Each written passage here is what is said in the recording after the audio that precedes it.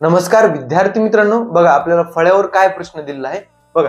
जेव्हा एखाद्या संख्येला 114 ने भागल्यावर बाकी 14 उरते, तर त्या संख्येला 19 ने भागल्यावर बाकी काय उरेल? प्रश्न दोन भागामध्ये. एक संख्या आहे, त्या संख्येला 114 न भागितलं तर बाकी 14 उरते.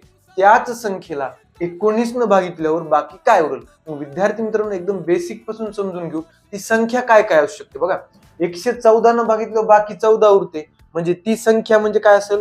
114च्या पटीतली संख्या अधिक 14. म्हणजे कसं बघा, ती संख्या अशी असू शकते 114 अधिक 14 बरोबर म्हणजे 128 बरोबर का. पुन्हा 114च्या पाड्यात दुसरं काय येतं? 228, पुन्हा 342 अशा संख्या येतात बरोबर. त्याच्यामध्ये 14 ऍड केलं बघा. या सर्व संख्यांना जर तुम्ही पूर्ण जी संख्या आहे, ही पूर्ण संख्या, ही पूर्ण संख्या, याला 114 ने डिवाइड केलं तर बघा 114 उरतंय, 228 उरते, 342 उरते. हे 14 शिल्लक राहणारच आहे. म्हणजे बघा, संख्या कोणत्या कोणत्या असू शकतात? 128 असेल, पुन्हा इकडे 242 असेल, पुन्हा इकडे किती असेल? 356 असेल. ह्या संख्या आहेत की त्यांना 114 ने भागितलं तर बाकी 14 उरणार आहे.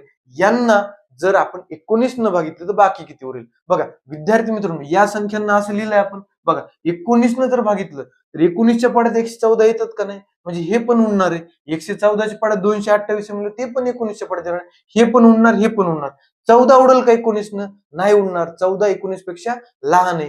म्हणजे 19 न पण भागितलं तर बाकी किती राहणार आहे? 14. म्हणून पर्याय क्रमांक काय? 2.